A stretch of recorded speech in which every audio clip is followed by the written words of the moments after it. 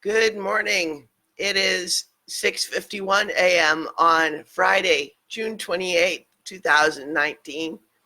I'm Christiana Ellis, and this is happening right now. This is also 5 more minutes. I'm still sick, as you can probably tell. I did go to the doctor, and the quick response throat culture did not show signs of strep throat, so this is probably viral, just a adenovirus, perhaps, rhinovirus, perhaps. Uh, just a cold, so to speak, probably. Seems to be progressing like that. So, anyway, homesick yesterday, homesick today, and blah. I wouldn't even be up this early, except I felt vaguely obligated to send an email to work letting them know that I wouldn't be there today before the hours that I would be expected to be there. So I got up. And then once I was up, I was feeling like, yeah, I guess I'm awake now. I will probably go back to bed at some point today. But in any event, I am awake. And yesterday, while I was homesick, I did go ahead and finish watching what Netflix has to offer regarding Neon Genesis Evangelion. As previously discussed, I had seen all 26 episodes of the anime series, and what remained on Netflix anyway is what they call Death True Squared, which apparently was really just kind of a montage version of the whole story of the anime.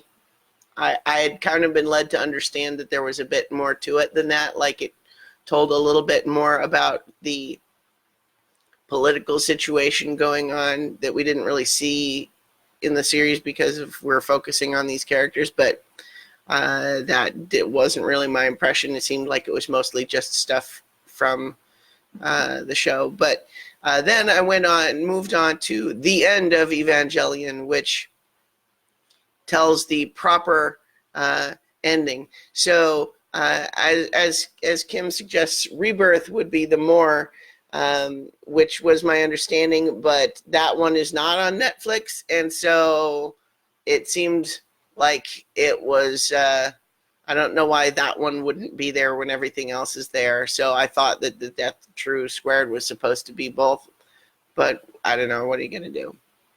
In any event, the end of Evangelion was as epic and weird as I was promised. I kind of dig it, even though I'm not sure I completely understand everything that happened. This was a pretty remarkable series. There's a lot of religious imagery and symbolism that I think you probably have to be either smarter or more well-educated than me to fully parse. I think that it's quite possible that some of it at least is used for cool factor rather than specific explicit meaning.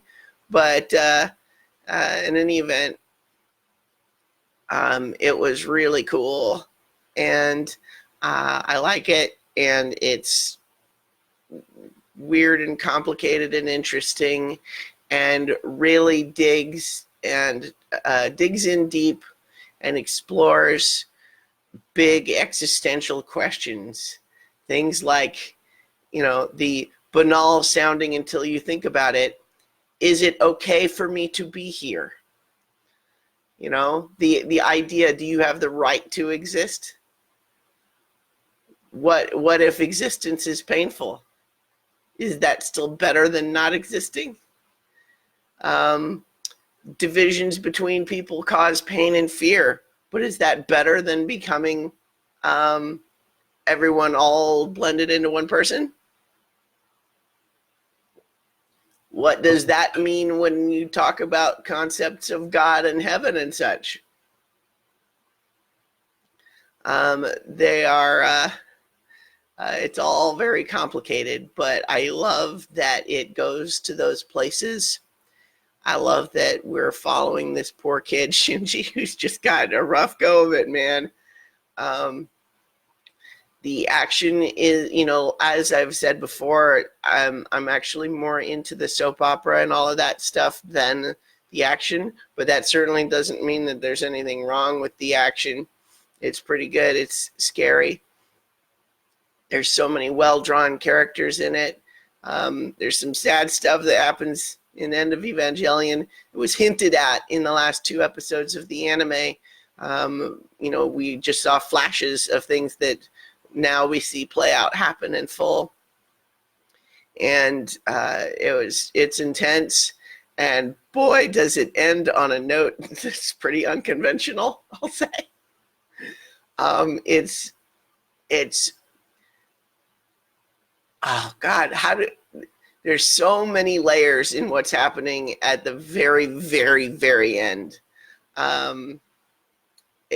In terms of just the emotional notes that are being played, it's like a huge dissonant chord, but still resolves the melody, so to speak. It's interesting. I don't want to just spoil it for anyone who's still watching through, but boy. And then, a metaphor for coming of age. One of the things that is certainly a theme in it that is also a theme in one of my favorite JRPGs, The World Ends With You.